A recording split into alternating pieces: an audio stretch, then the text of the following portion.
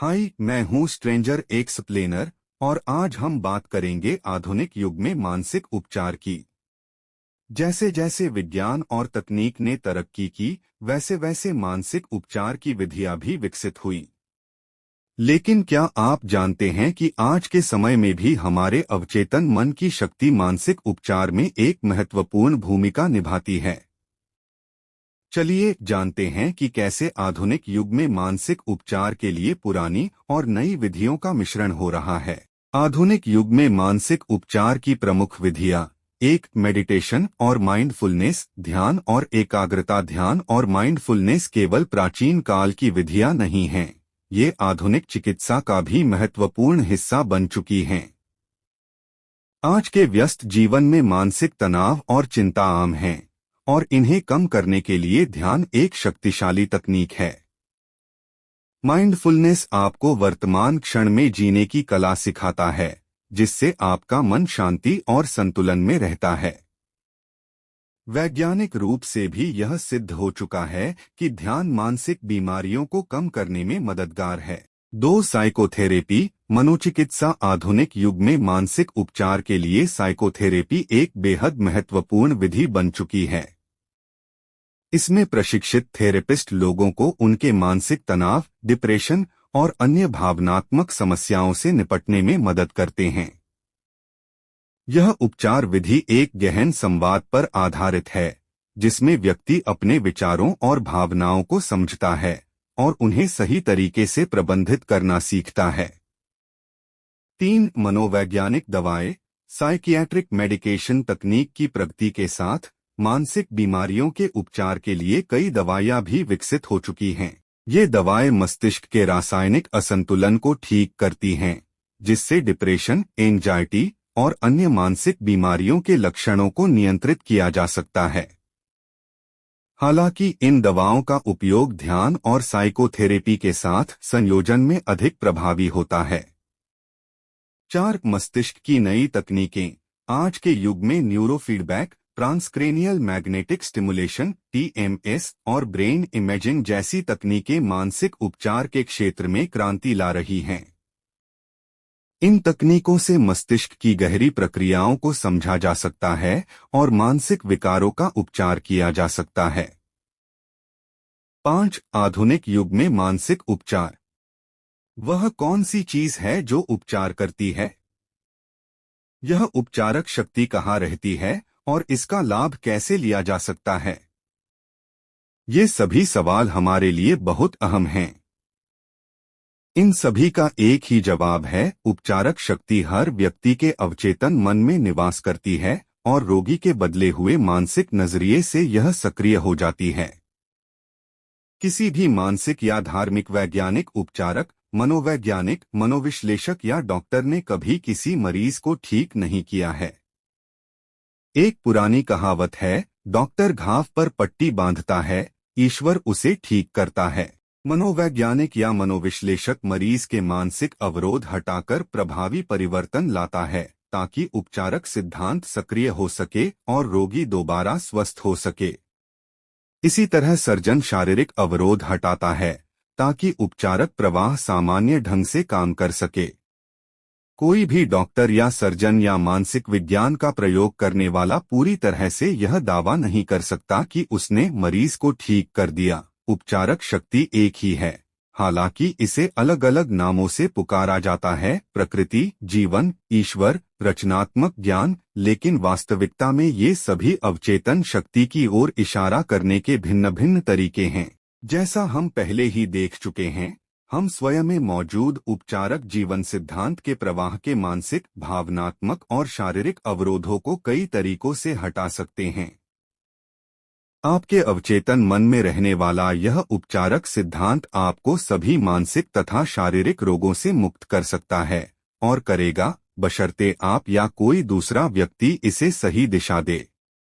यह उपचारक सिद्धांत सभी लोगों में काम करता है, भले ही उनका पंथ, रंग या जाति कोई भी हो।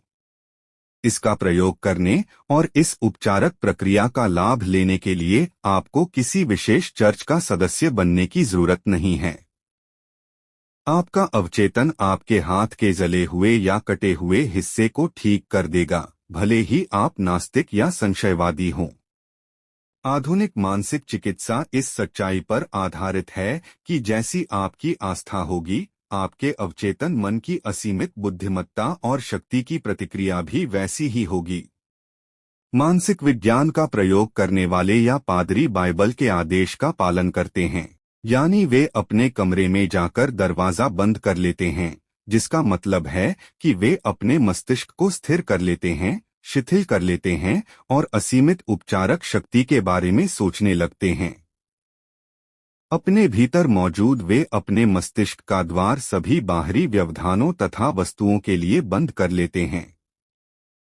फिर वे अपना आग्रह या इच्छा अपने अवचेतन मन को इस विश्वास के साथ बताते हैं कि उनके मस्तिष्क का ज्ञान उन्हें सही जवाब देगा।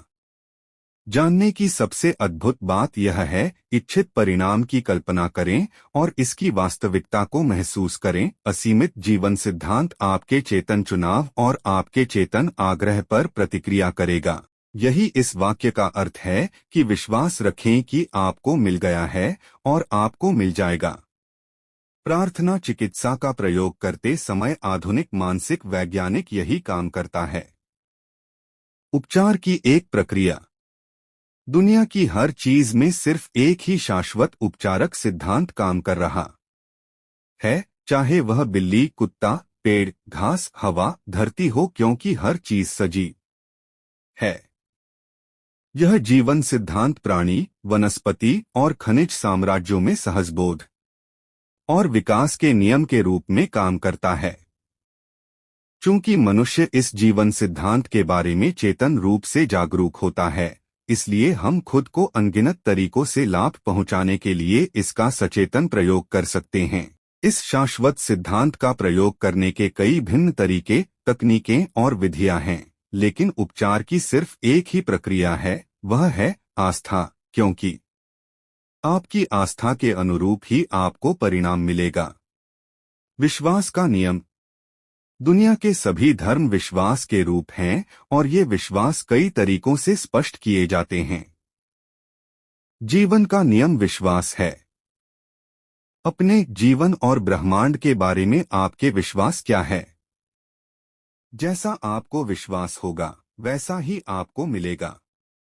विश्वास आपके मस्तिष्क का एक विचार है, जिस कारण अवचेतन की शक्ति आदतन सोच के अनुसार जीवन के सभी क्षेत्रों में उतरती है।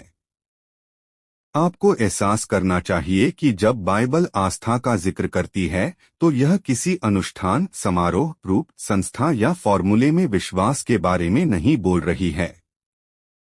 यह तो स्वयं विश्वास के बारे में बोल रही है। आपके मस्तिष्क का विश्वास आपके मस्तिष्क का विचार है। अगर आप विश्वास कर सकें, तो उसके लिए हर चीज संभव है जो विश्वास करता है। मार्क 9:23। किसी ऐसी चीज में विश्वास करना मूर्खता है जो चोट या नुकसान पहुंचाए। याद रखें, जिस चीज में आप विश्वास करते हैं, वह आपको नुकसान या चोट नहीं पहुंचाती है। यह तो आपके मस्तिष्क का विश्वास या विचार है जो परिणाम उत्पन्न करता है। आपके सभी अनुभव, सभी कार्य तथा जीवन की सभी घटनाएं व परिस्थितियां आपके ही विचार की प्रतिक्रियाएं और प्रतिबिंब हैं। प्रार्थना चिकित्सा चेतन और अवचेतन मन का संयुक्त कार्य है, जिसे वैज्ञानिक तरीके से निर्देशित किया जाता है। प्रार्थना चिकित्सा, प्रेयर थेरेपी, मस्तिष्क के चेतन और अवचेतन स्तरों का क्रमबद्ध, सामंजस्यपूर्ण और बुद्धिमत्तापूर्ण कार्य है, जिसे किसी निश्चित उद्देश्य के लिए विशेष रूप से निर्देशित किया जाता है। वैज्ञानिक प्रार्थना या प्रार्थना चिकित्सा के लिए आपको पता होना चाहिए कि आप क्या कर रहे हैं और क्यों कर रहे हैं। आप उपचार के नियम में विश्वास करते हैं। प्रार्थना चिकित्सा को कई बार मानसिक उपचार या वैज्ञानिक प्रार्थना भी कहा जाता है। प्रार्थना चिकित्सा में आप किसी निश्चित विचार, मानसिक तस्वीर या योजना को चुनते हैं, जिसे आप अनुभव करना चाहते हैं। आप इस विचार या मानसिक छवि को अपने अवचेतन तक पहुंचा देते हैं और काल्पनिक अवस्था की वास्तविकता अनुभव करते हैं। जब आप अपने मानसिक नजरिए में पूर्ण आस्था रखेंगे तो आपको अपनी प्रार्थना का जवाब मिल जाएगा। प्रार्थना चिकित्सा किसी विशिष्ट उद्देश्य के लिए मानसिक कर्म है। मान लें आप प्रार्थना चिकित्सा से किसी समस्या के उपचार का फैसला करते हैं। आप जानते हैं कि आपकी समस्या या बीमारी, चाहे वह जो भी हो, आपके अवचेतन मन में रहने वाले भयाक्रांत नकारात्मक विचारों के कारण उत्पन्न हुई है। आपको एहसास है कि अगर आप अपने मस्तिष्क से इन विचारों की सफाई कर दें तो आप ठीक हो जाएंगे। इसलिए आप अपने अवचेतन मन की उपचारक शक्ति की ओर मुड़ते हैं। आप खुद को इसकी असीमित शक्ति और बुद्धिमत्ता याद दिलाते हैं। आप खुद को यह भी याद दिलाते हैं कि यह हर बीमारी का उपचार करने में सक्षम है। जब आप इन सच्चाइयों पर लगातार सोचते हैं तो आपका डर धीरे धीरे कम होने लगता है। इन सच्चाइयों की याद गलत विश्वासों से जूझती है और अंततः उन्हें परास्त कर देती है। आप उस उपचार के लिए धन्यवाद देते हैं जो आप जानते हैं कि अवश्य होगा। फिर आप अपने मस्तिष्क को उस समस्या से तब तक दूर रखते हैं जब तक कि कुछ समय बाद आपके मन में दोबारा प्रार्थना करने की इच्छा प्रबलता से महसूस नहीं होती है। प्रार्थना करते समय आप नकारात्मक स्थितियों को जरा सी भी शक्ति नहीं देते हैं या पल भर के लिए भी यह नहीं सोचते हैं कि उपचार नहीं होगा। इस तरह के मानसिक नजरिए से चेतन और अवचेतन मन का सामंजस्यपूर्ण मेल बनता है जो उपचारक शक्ति को सक्रिय कर देता है। आस्था उपचार का क्या मतलब है और अंधी आस्था किस तरह काम करती है? जिसे लोग आस्था उपचार, फेथ हीलिंग के नाम से जानते हैं, वह दरअसल बाइबल में बताई गई आस्था नहीं है, जिसका मतलब चेतन और अवचेतन मन के आपसी संबंधों का ज्ञान होता है। आस्था उपचारक वह व्यक्ति होता है जो उपचार में शामिल शक्तियों की वैज्ञानिक समझ के बिना उपचार करता है। हो सकता है कि वह उपचार की विशेष क्षमता का दावा करे और उसमें या उसकी शक्तियों में रोगी की अंधी आस्था, ब्लाइंड फेथ, उसे ठीक कर दे। दुनिया के कई हिस्सों में पारंपरिक उपचारक अपने रोगियों को नृत्य, मंत्रों और आत्माओं को बुलाकर ठीक करते हैं। हो सकता है कोई व्यक्ति किसी संत के स्मृति चिन्ह छूकर, खास गंडा बांधकर, अगरबत्ती या धूप जलाकर या विशेष जड़ियों के काढ़े को पीकर स्वस्थ हो गया हो। जो भी चीज रोगी को उस तरीके या प्रक्रिया में सच्चा विश्वास दिलाएगी, वह उपचार को अधिक संभव बना देगी। जो भी चीज आपको डर और चिंता से हटाकर आस्था और आशा की ओर ले जाएगी, आपका इलाज कर देगी। कई लोग दावा करते हैं कि चूंकि उनके सिद्धांत परिणाम देते हैं, इसलिए वे सही और सच हैं। जैसा हम पहले देख चुके हैं, यह सच नहीं हो सकता। अंधी आस्था किस तरह काम करती है, इसके लिए स्विस उपचारक फ्रेंज एंटन मेस्मर के बारे में सोचें, जिनका जिक्र हम पहले कर चुके हैं। 1776 में उन्होंने अपने मरीजों के शरीर से चुंबक छूकर इलाज करने का दावा किया था। बाद में उन्होंने चुंबक छोड़कर मरीज से कुछ दूरी पर अपने हाथ घुमाकर इलाज किया। यह तरीका भी कारगर हुआ। इस नई तकनीक की सफलता को समझाने के लिए मेस्मर ने प्राणी चुंबकीयता का सिद्धांत दिया। उनका मानना था कि यह द्रव वैसे तो पूरे ब्रह्मांड में फैला हुआ है, लेकिन इंसान के शरीर में सबसे सक्रिय है। उनका दावा था कि यह चुंबकीय द्रव उनके हाथों से बीमार शरीर की ओर संप्रेषित होता है और प्राणी चुंबकीयता का यह स्थानांतरण उनका उपचार कर देता है। इसके बाद हजारों लाखों लोग उनके पास आने लगे और कई अद्भुत उपचारों का दावा किया गया। मेस्मर पेरिस आ गए। वहां की सरकार ने उनके इलाजों की जांच के लिए एक आयोग गठित किया। इस आयोग में प्रख्यात चिकित्सक और अकेडमी ऑफ साइंस के सदस्य थे, जिनमें बेंजामिन फ्रैंकलिन भी शामिल थे। सघन जांच पड़ताल के बाद आयोग ने स्वीकार किया कि मेस्मर ने बीमारों को सचमुच ठीक किया था। हालांकि यह भी कहा गया कि उनके चुंबकीय द्रव सिद्धांत को सही साबित करने वाला एक भी प्रमाण नहीं है। यह अनुमान लगाया गया कि इलाज मरीजों की कल्पना की वजह से हुआ था। इसके ठीक बाद मेस्मर को निर्वासित कर दिया गया। 1815 में उनकी मृत्यु हो गई। इसके कुछ समय बाद इंग्लैंड में मैनचेस्टर के डॉक्टर जेम्स ब्रेड ने यह साबित करने का बीड़ा उठाया कि चुंबकीय द्रव का डॉक्टर मेस्मर के उपचारों से कोई लेना देना नहीं था। डॉक्टर ब्रैड ने पाया कि रोगी को सुझाव देकर सम्मोहित तंद्रा या निद्रा में भेजा जा सकता था। रोगियों के सम्मोहित तंद्रा में रहते समय वे कई अद्भुत परिणाम उत्पन्न करने में सफल हुए, जिनका श्रेय मेस्मर ने प्राणी चुंबकीयता को दिया था। आप देख सकते हैं कि ये सभी उपचार निस्संदेह रोगियों की सक्रिय कल्पना और अवचेतन मन को दिए गए स्वास्थ्य के सशक्त सुझावों द्वारा संभव हुए थे। इसे अंधी आस्था कहना अनुचित नहीं होगा, क्योंकि न तो मरीज न ही उपचारक को यह समझ थी कि ये उपचार कैसे हुए। कल्पनावादी आस्था और इसका अर्थ किसी व्यक्ति का कल्पनावादी सब्जेक्टिव अवचेतन मन उसके चेतन या यथार्थवादी ऑब्जेक्टिव मन के नियंत्रण के अधीन रहता है। यह दूसरों के सुझावों के प्रति भी अति संवेदनशील होता है। इसका मतलब यह है कि जो भी आपका यथार्थवादी विश्वास है, अगर आप उसमें सक्रियता या निष्क्रियता से आस्था रखेंगे तो आपका अवचेतन मन उस सुझाव द्वारा नियंत्रित होगा और आपकी इच्छा पूरी हो जाएगी। मानसिक उपचारों के लिए विशुद्ध कल्पनावादी आस्था की जरूरत होती है। इसे हासिल करने का तरीका यथार्थवादी या चेतन मन के सक्रिय विरोध का अंत करना है। जाहिर है, शरीर के प्रभावी उपचार के लिए सबसे अच्छा तो यह रहेगा कि चेतन और अवचेतन दोनों ही मन आस्था को पूरी तरह स्वीकार करने की अवस्था में हों। बहरहाल, यह हमेशा जरूरी नहीं होता है। आप अपने मन और शरीर को शिथिल करके उन्नीदी अवस्था में पहुंच सकते हैं और निष्क्रियता तथा ग्रहणशीलता की स्थिति में दाखिल हो सकते हैं। इस उन्नीदी अवस्था में आपकी निष्क्रियता कल्पनावादी छाप के प्रति ग्रहणशील बन जाती है।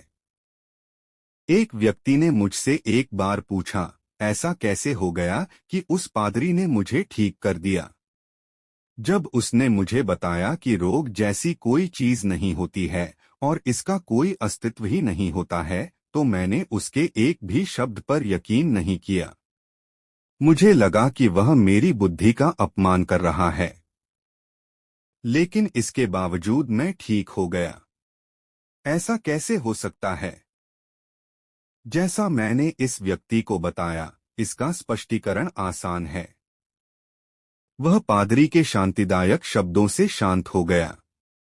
फिर पादरी ने उसे कुछ समय के लिए पूर्णतः निष्क्रिय अवस्था में जाने, कुछ न बोलने या सोचने की सलाह दी। पादरी भी निष्क्रिय बन गए। उन्होंने आधे घंटे तक शांति से, धीरे धीरे तथा दृढ़ता से लगातार कहा कि इस व्यक्ति को संपूर्ण स्वास्थ्य, शांति, सद्भाव और पूर्णता मिल जाए। आधे घंटे बाद उस व्यक्ति को असीम राहत महसूस हुई और वह दोबारा स्वस्थ हो गया। यह देखना आसान है कि उपचार के समय निष्क्रियता के कारण उसकी कल्पनावादी आस्था प्रकट हो गई थी और पादरी द्वारा दिए गए संपूर्ण स्वास्थ्य के सुझाव उसके अवचेतन मन तक पहुंच गए थे। दोनों कल्पनावादी मन तालमेल में थे। अगर इस व्यक्ति ने उपचारक की शक्ति और उसके सिद्धांत के सही होने के बारे में अपनी शंकाओं को उस वक्त उभरने दिया होता, तो यह विरोधी आत्मसुझाव के रूप में काम करता। उस स्थिति में पादरी के सुझाव बहुत कम असर दिखाते या बिल्कुल असफल हो जाते। बहरहाल, उन्नीदी, निष्क्रिय अवस्था में चेतन मन का विरोध न्यूनतम हो गया था। रोगी का अवचेतन मन पादरी के सुझावों के प्रति ग्रहणशील था। इसने उन सुझावों के अनुरूप कार्य किया और उपचार हो गया। अनुपस्थित उपचार का अर्थ, मान लें आप लॉस एंजेलिस में रहते हैं और आपको यह खबर मिलती है कि आपकी मां न्यूयॉर्क सिटी में बहुत बीमार हैं। आपकी पहली इच्छा तो यह होती है कि आप घर, परिवार और नौकरी छोड़कर उनके पास पहुंच जाएं। लेकिन अगर यह संभव न हो तो क्या आप अपनी माँ के ठीक होने की प्रक्रिया में अपनी आस्था की शक्ति का प्रयोग नहीं कर पाएंगे? ऐसा नहीं है। भले ही आप शारीरिक रूप से मौजूद न हो, लेकिन आपकी प्रार्थनाएं उन तक अवश्य पहुंच सकती हैं। परमपिता सबके भीतर रहते हैं। रचनात्मक मस्तिष्क एक ही है। मस्तिष्क का रचनात्मक नियम आपको लाभ पहुंचाता है। आपको तो बस अपने मन में स्वास्थ्य और सामंजस्य का आंतरिक एहसास भरना है। इसकी प्रतिक्रिया स्वतः होती है। आपके अवचेतन मन का यह आंतरिक एहसास आपकी माँ के अवचेतन मन पर काम करता है। सेहत, स्फूर्ति और पूर्णता के आपके विचार एक ही शाश्वत कल्पनावादी मन में काम करते हैं। वे जीवन के कल्पनावादी पहलू के नियम को गतिमान कर देते हैं, जो उनके शरीर में उपचार के रूप में प्रकट होता है। मस्तिष्क सिद्धांत में समय या स्थान का कोई महत्व नहीं होता है। वही मस्तिष्क आपकी माँ और आप में काम करता है, चाहे आप कहीं भी रहें। वास्तव में कोई भी अनुपस्थित उपचार नहीं होता है जो उपस्थित उपचार का विरोधी हो, क्योंकि शाश्वत मस्तिष्क हर जगह है। आप विचार भेजने या पकड़ने की कोशिश नहीं करते हैं। आपका उपचार विचार की चेतन गति है। जब आप स्वास्थ्य, कल्याण और आराम के लक्षणों के प्रति जागरूक बन जाते हैं, तो ये लक्षण आपकी माँ में प्रकट होंगे। उसके बाद परिणाम अवश्य मिलेंगे। यहाँ असल जिंदगी का एक उदाहरण दिया जा रहा है, जिसे गलती से अनुपस्थित उपचार, एब्सेंट ट्रीटमेंट मान लिया गया। लॉस एंजेलिस की एक महिला को पता चला कि न्यूयॉर्क में रहने वाली उसकी मां को कोरोनरी थ्रोम्बोसिस हो गया है। वह अपनी मां के पास नहीं जा सकती थी, इसलिए उसने यह प्रार्थना की, उपचारक शक्ति मेरी मां के पास है। उनके शरीर की स्थिति उनके विचार जीवन का वैसा ही प्रतिबिंब है, जिस तरह छायाएं पर्दे पर पड़ती हैं। मैं जानती हूं कि उस पर्दे की छवियों को बदलने के लिए मुझे उन चीजों को बदलना होगा जिनका वे प्रतिबिंब दिखाती हैं। मैं अब अपने मस्तिष्क में अपनी मां के लिए पूर्णता, सामंजस्य और संपूर्ण स्वास्थ्य की छवि बना रही हूं।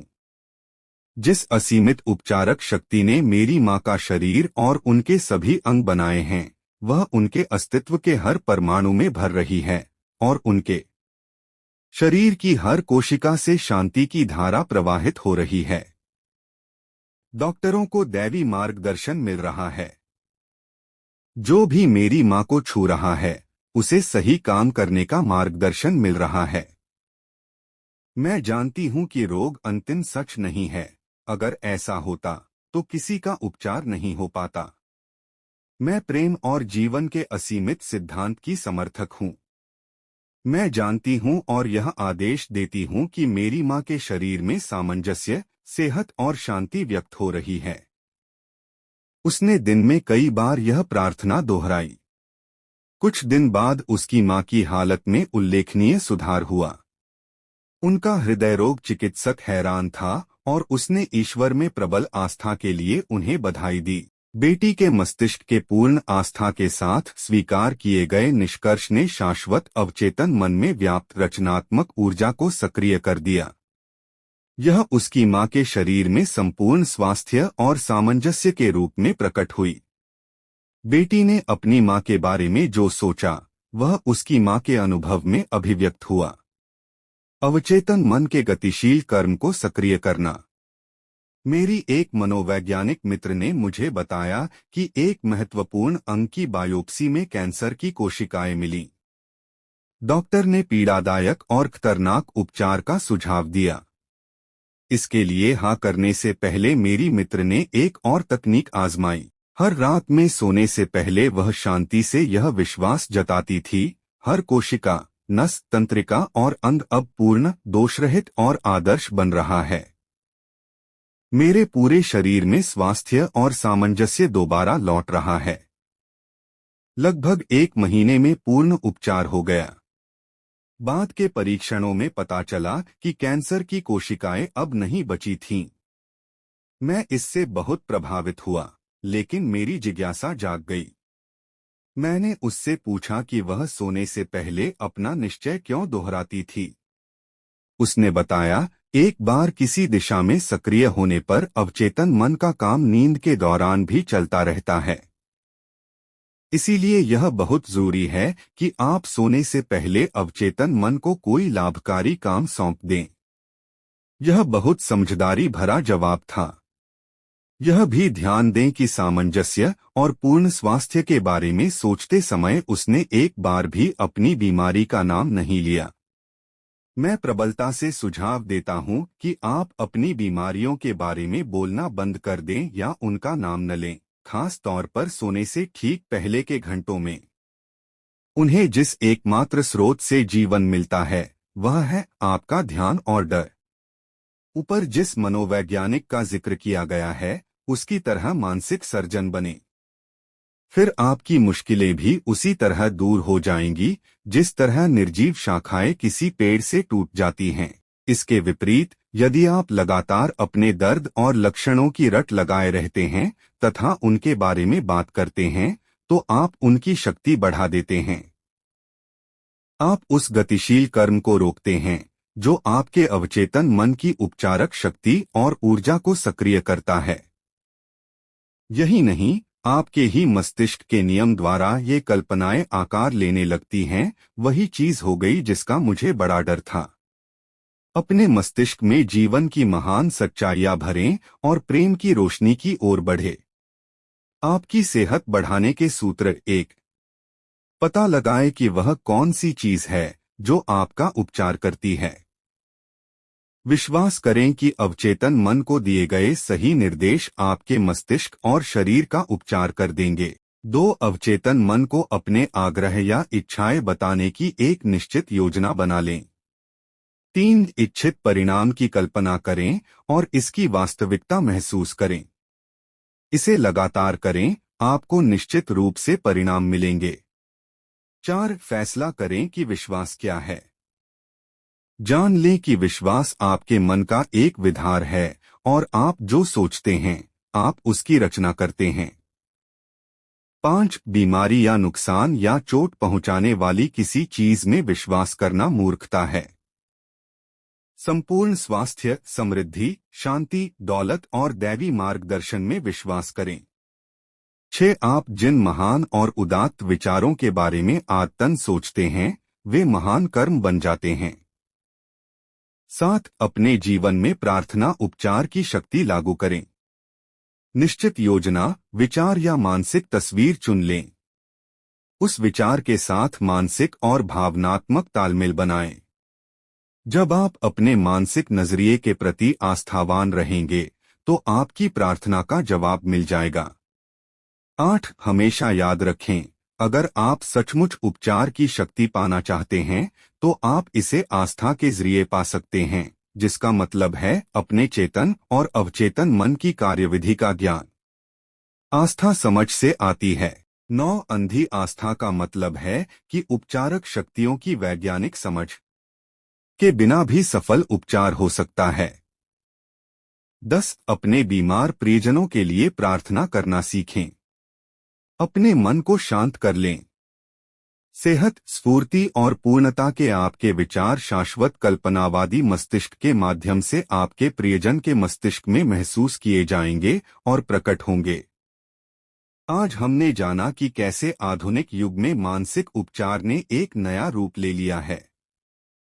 ध्यान से लेकर आधुनिक तकनीकों तक मानसिक स्वास्थ्य के लिए हर संभव समाधान मौजूद है।